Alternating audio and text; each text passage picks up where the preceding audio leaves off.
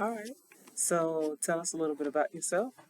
Hi, I am Miss Penniman, or Cortesia Penniman, and this is my first year teaching. I am a special education teacher. All right. So let's go back to um, the activity with the Kool-Aid lab. So tell me a little bit about what that activity was about. It was about the different types of solutions. Okay. And what were the students supposed to learn when they were done with that? They're supposed to learn about the different types of concentration.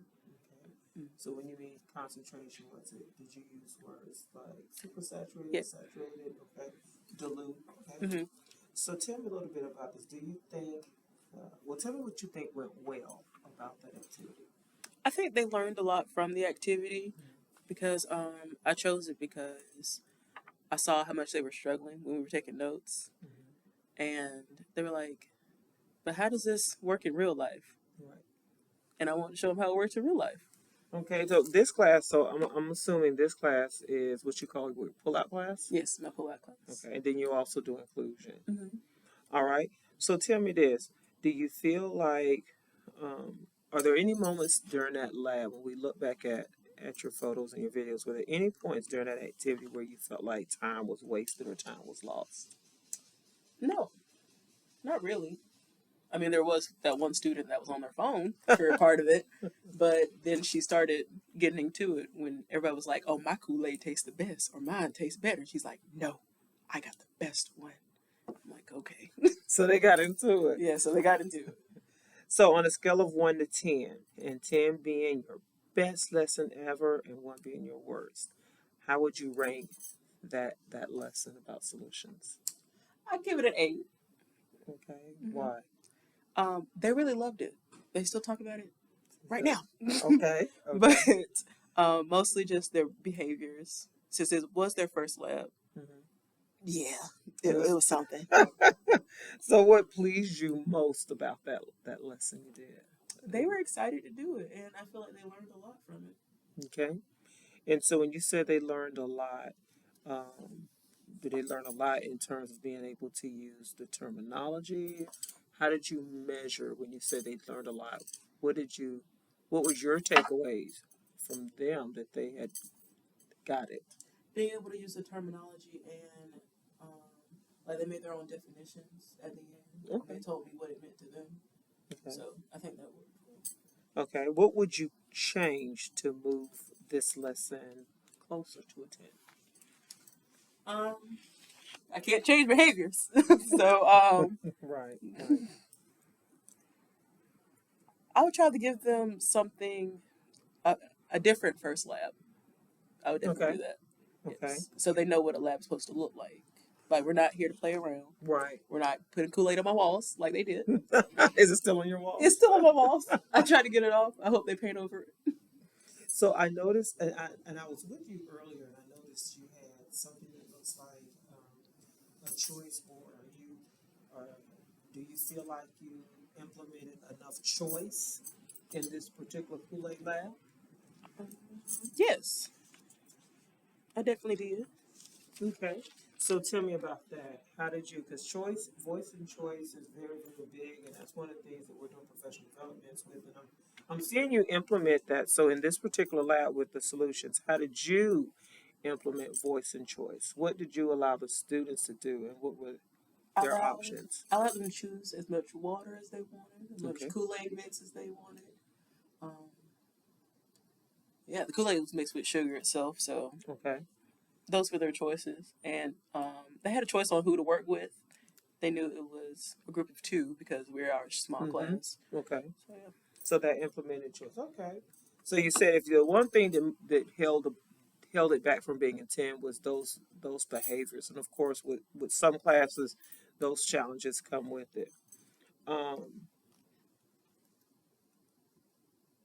what would your students, and I think I know what the answer is to this, what would your students be doing, or what do they need to do in order to make this lesson a 10, or to make your class a 10? Not put Kool-Aid Okay, for any going forward, other than the Kool-Aid, what other things in general do you think they should be doing to make this a 10? In other words, their takeaways, they've got it, they clearly understand the learning targets. I think I think they need to listen more. Okay. Because a lot of our students will tell you if you listen to her, she basically tells you What to do. what to do. Right. Mm-hmm. So we need to work on listening skills and some strategies with the students. Okay. Um, how would you measure that change? You said they're listening. How would you know they're listening more? Would it show up in their completion rate? Would it show up in the quality of work? How would you know that they're starting to listen and engage with you more? Both the completion rate and what was the other one that you said? Well, they're in their assessments. Yes, and their assessments, Okay. because sometimes they do listen, and I know they're listening because they turn it in when I tell them to, and I'm like, oh, okay, and then I look at it and I'm going, oh, you're getting it right, and they're like, yes, I listened this time, and I'm like, I bet you did. I noticed we had a conversation, speaking of assessments, that we were looking at the results from this lab. Can we look at your grade book again? What it got in? And I noticed we talked about, because you mentioned that completion rate. What's one of the number one struggles outside of behavior that you seem to have with them in their work? Mostly just completing it. I'm gonna be honest. So when we look at their lab rate, I noticed you had 2 students who were very successful, one student who has a missing out of this class, and a couple others. Their scores are pretty low compared to what they actually scored on the post lab. I noticed on the post lab questions we looked at, everyone got those right. They have 100 in the grade book. But I noticed on the lab assessment, you had 2 that were successful. Are these other grades I'm looking at the result of them not turning it in or not completing it? Yeah, not turning in, not completing. What do you think we can do to change that? Or were they given an opportunity to come back and complete those? Yeah, they're given an opportunity. I just don't think they were interested in the assessment part. How many questions was on that assessment? 5. Wow. And so those are the challenges, but that we have with our pull-out kids, and so we continue to work with them by working with ourselves. So now we talked a little bit about doing investigations, because this was more like a lab activity. But you expressed to me that you were interested in doing lab investigations. Tell me why you want to do an investigation with them, where they're testing variables and they're experimenting with different variables to see what the outcomes are going to be. Why do you want to do that with a pull-out class? To give them the experience. To give you the experience? Both of us. This will be my first time doing that type of lab. Right. And they're probably their first time doing that type of lab. Okay. Did they express an interest in doing investigations? Yes. Okay. And so that's good. And I think for our next steps, because I think the next topic coming up was half-life. So for our next steps, that's what we're going to look at, is designing together, and I'll be co-teaching with you on how to carry out an investigation with your students. And this is a small group, so it should be easy. Now, let me ask you this: what are some of the fears or some of the hesitation that you may have about doing an investigation? Because it's going to be more equipment, it's going to be a little bit more sophisticated for them. So what are your kind of apprehensions about doing that type of work with this group of kids? Behaviors. I'm sorry. It is the behaviors. Also, some of them just don't like loud noises. This lab will be loud. And that is fine. It'll be loud, and here's the thing: we want to identify the learning targets. We'll work through that together with establishing the learning targets, because half life is an important concept, and it's a little bit of math in it. So we'll develop those learning targets together, and we'll carry this out and see how it goes. But it will be noisy, so you're gonna have to prepare them for it. Yes. Are there any teaching strategies that you would like to practice while we're doing this? I'll have to think about that. Okay, that's fair enough, because this is new for you, and so you need to. So I'll do the modeling. I will tell you, I'll model for you to show them how to analyze a graph. They'll be creating a graph of half-life, and then showing them how to read it. That's an easy lift, but it will be noisy. It involves some pennies, and we'll get our resources together. But I think the kids, and I think you'll actually like this one as well as you did with the solution activity. All right, so I think that's all the questions I have for you. I think we got So, our welcome back, assignment ma'am. to do next. So let's get to shaking. All right. So before we get started, All right, we bye. were. This is our post-conference video, and we were looking at how to incorporate a hands-on activity with the kids from start to finish. And so, tell us a little bit about your class. My class, they are a bunch. Yes, I have a student with autism, and he's very smart. He just doesn't really talk that much. So this activity, I really got to hear him speak. Okay. Yale mostly. The other ones, I have a comedian. Everybody has a comedian. Right. I have some students that don't like working together. Okay. A lot of the students, well, a couple of them, they know the material, but they just don't like speaking up loud Right. enough for everyone to hear because they're scared that they're going to get it wrong. Right. Right. But yeah, that's So, mostly it.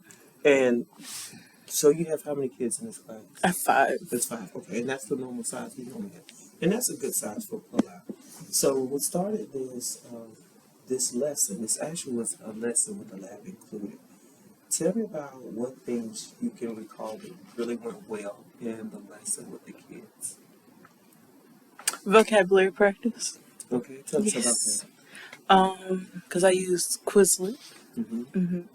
and they, it was kind of like the only few times that they used Quizlet Okay. with us, and they did pretty well. I didn't expect them to remember the words, the definitions that fast, but they did. And so when they get ready to move on to other topics, is that something you're going to continue to use with them, Quizlet or whatever? Yes, definitely. Yeah. I like that for them, especially with pull-out groups. It tends to help reinforce. I mean, it's great to do vocab puzzles. Whatever.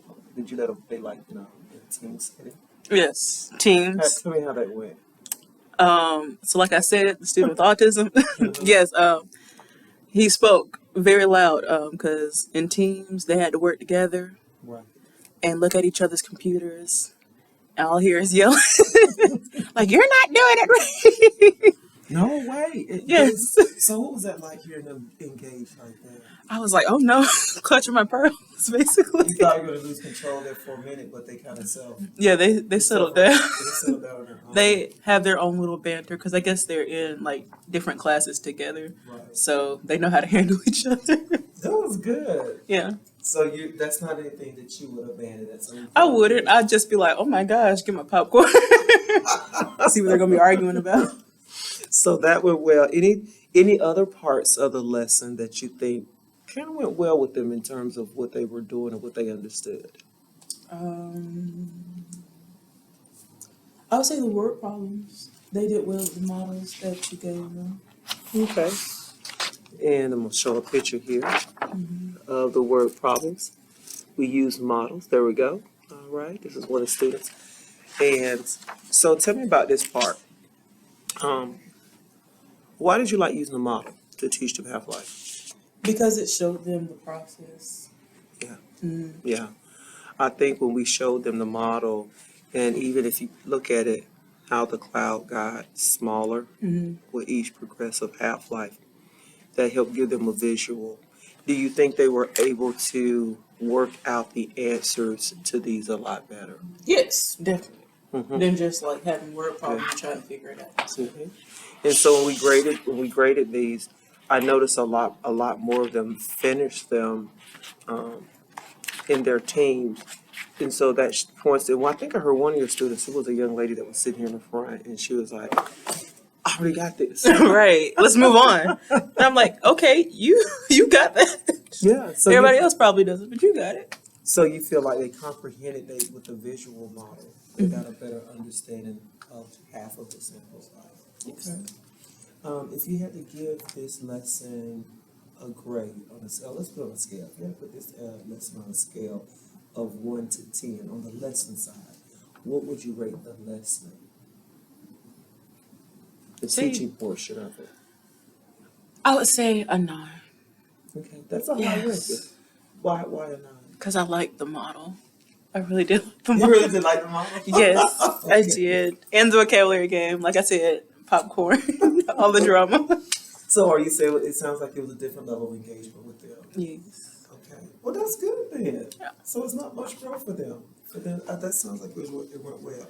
Let me ask you now. Let's go to the lab because the whole point of us doing this, we wanted to show them the lab portion of it. So let's talk about how they did when we went to the lab. They were shaking the pennies and everything, and we had to explain to them the process of decay. What went well for the lab side of this, the actual interactive? You think back to what they did. What parts of the lab went well?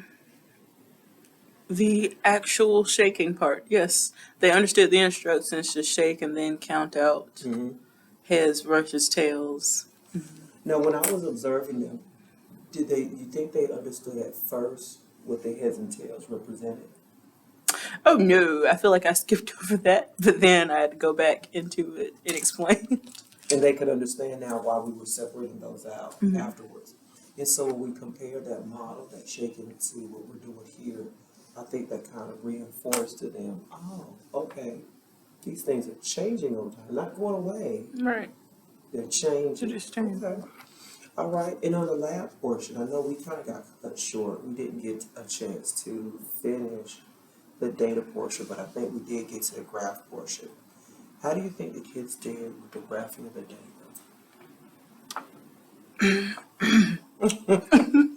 It's a challenge for them. It is a challenge. It's definitely a challenge. Did you have to coach them through it? Yes. Yes, I did. And sometimes they had to coach me through it. It's okay. I haven't done graphs in a long time. So we definitely want to make sure that's a skill we continue to build with them, even if they didn't get to that part. Because I think the standards was talking about computational thinking, and the biggest part was the actual word problems that they did. Of course, the lab piece was great. Because it's a pull-out class, we have to go a little bit slower, so I understand that part. What would be your one skill that you would like to continue to work on with them? Graphs. Graphs. Okay. Do you think they understood how to construct a data table? Because I know at first, when I was walking around looking at some of them, I know one student, she actually was doing accounts, but some of them were unsure about where to put the heads and the tails. So after you explain that part to them, do you think they actually got it, or they still needed more practice? They probably still need more practice. Do you think this class has had a lot of experience with doing data tables, creating them, and graphing them? I don't think so. So your class was probably one of the first experiences they had in 2017. Probably experience in a long time. Okay. Yeah, because I feel like a teacher has taught it to them before, Okay. but not recently. Okay. So that's some things that we need to continue to work on with them.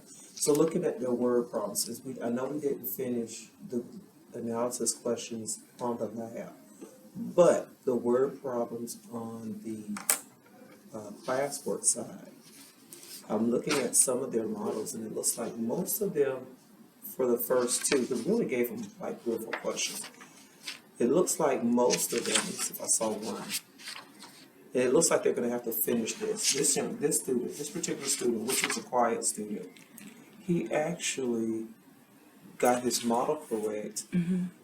And he got this one question said how many half-lives pass in 80 seconds. He used his model to determine that. I remember going around asking him about that. How did it make you feel seeing them be able to work through word problems? Very proud because it was a struggle. It was a struggle in the beginning. Yeah. I think when we looked at the physics stuff, I think we did working force and power notes sometimes back. Mm-hmm. They didn't do too hot with those, did they? Not at all. It took some time. It Yeah. took some time. They were like, math? We already have a math class. I was like, I'm sorry.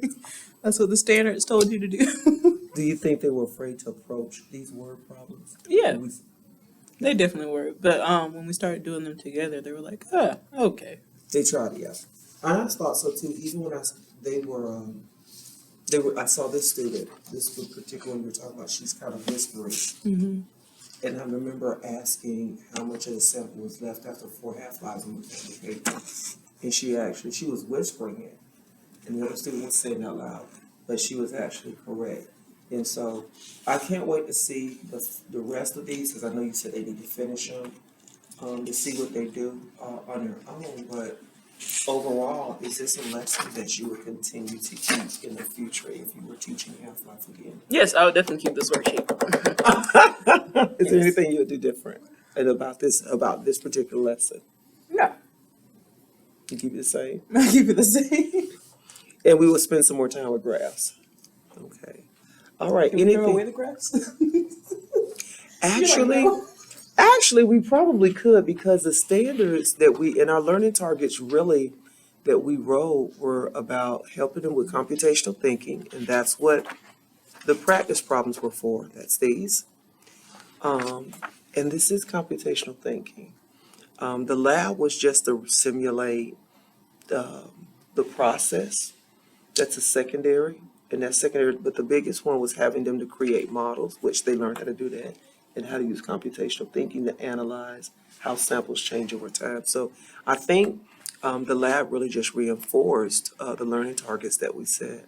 How do you feel about our learning targets for this lesson? Do you think they were far-reaching? Was it I think they were good. okay? Yeah. So if we did this again, I think the only thing I would spend some more time on was definitely giving them some more practice in the vocabulary. How did the kids do on your assessment? How many of the 5 actually passed and did really well? You know, they are scared of assessments. Anytime I say the word assessment, they will just mess up and rush through. So let's not think about that. So how about we call assessments extra credit? Mm-hmm. Okay. So how do you think they did on the extra credit? And let's use that as a word. Let's trick them into thinking extra credit. Yes. Let's use that as their term. How do you think they did on the extra credit? I think they did good. How many of them passed with flying colors? Let's look at your data real quick. Grab your computer. Let's look at what you have. Okay. All right. So go to your spreadsheet. Mm-hmm. Let's go back on this one. Sorry, my password really long. All right. Let's see what they did.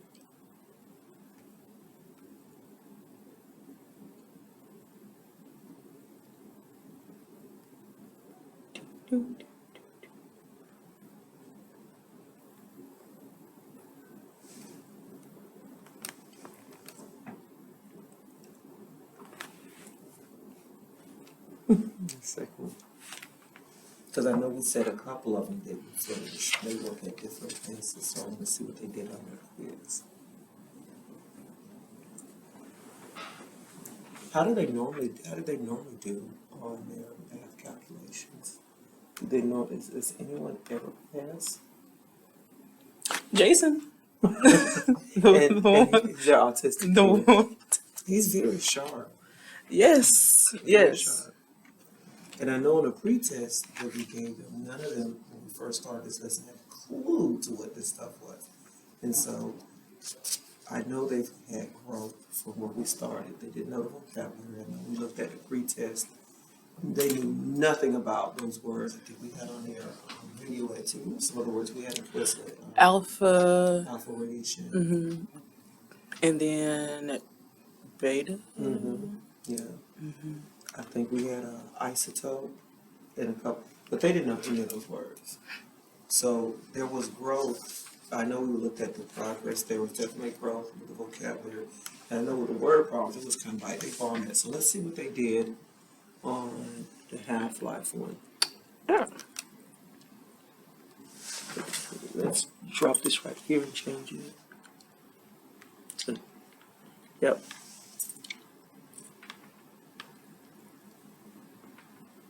Okay, so just about everybody passed. Now so you had 4 to pass, 3 that had 100 on the problem you gave them. Mm-hmm. I think the models help. I don't think he finished that one. Okay. So the models definitely help. Mm-hmm. So 4 out of 5 passed, and it looks like you had 3 of them that actually got 100. That is good. So they understood the models. Good job, teacher. Very good. Thank you. Thank you for the models. Yes. You are welcome. All right. Well, this concludes our post observation. You have any questions for me? So we are getting rid of the euros. We are getting rid of the what? Graphs. We can leave the graph part out and stop at the data table for your class. Thank you. That was really a challenge. We can wait on that. But yeah, I'm proud of them. You did a really good job. You should be proud of them. They should be proud of themselves. So that's it. Good job.